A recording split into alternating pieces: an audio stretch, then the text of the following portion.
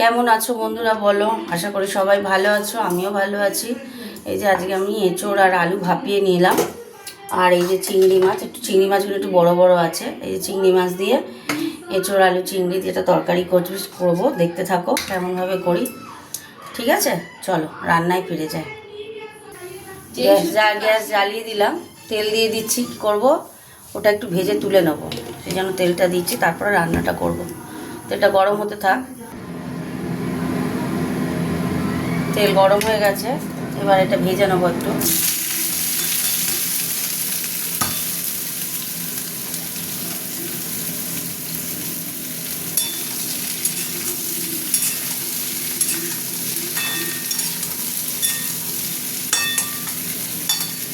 ভাজা হতে থাক, দেখছো ভালোভাবে ভাজা হয়ে গেছে। এবার নামিয়ে নেবো,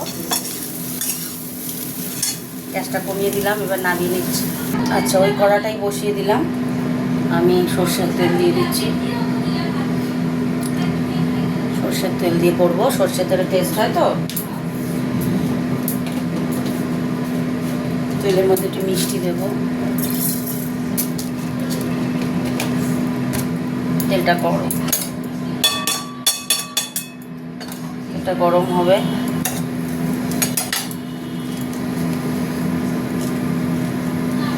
দুটো শুকনো লঙ্কা তেজপাতা দিয়ে দিলাম, একটু গরম হোক তেলটা।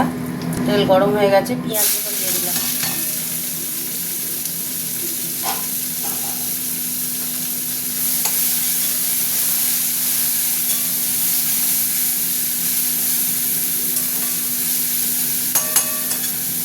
পেঁয়াজটা ভাজা হতে থাক।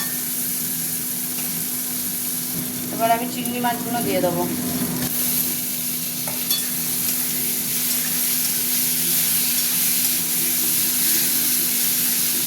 চিংড়ি মাছটা ভাজা ভাজা হোক। চিংড়িগুলো ভাজা ভাজা হয়ে গেছে, মশলা দিয়ে দিলাম। মশলাটা কষবো, সব আছে। আদা রসুন পেস্ট, মানে আমি ঘরে বানাই আদা রসুনটা, মিক্সিতে বানিয়ে নুন তেল দিয়ে রেখে দিই। আর লঙ্কা গুঁড়ো, হলুদ গুঁড়ো, জিরে গুঁড়ো, ধনে গুঁড়ো সবই দেওয়া আছে। একটু নুন দেবো।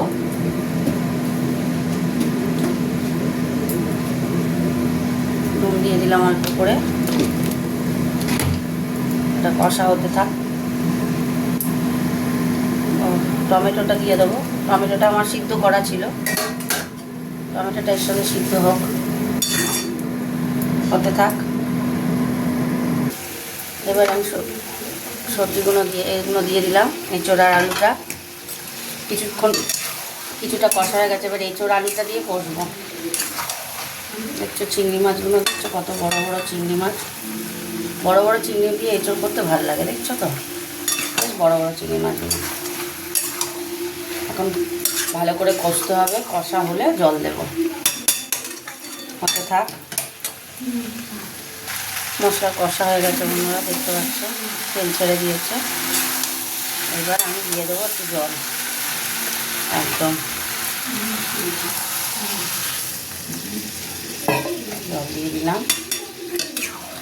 গরম মশলা দিতাম, গরম মশলাটা শেষ হয়ে গেছে ঘরে গো, ওই জন্য গরম মশলা দেওয়া হলো না। রাত হয়ে গেছে, এখন তো আর দিনের বেলা নয় যে দৌড়ে গিয়ে দোকান থেকে আনতে বলবো, বা রাত হয়ে গেছে তো করা যাবে। বাহ, আর একটু জল দিই।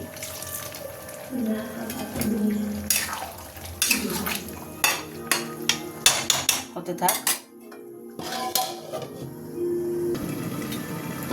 চাপাটা খুললাম, অনেকটাই হয়ে গেছে দেখতে পাচ্ছ। এরকম গ্রেভি একটু থাকবে, নাহলে ভালো লাগবে না।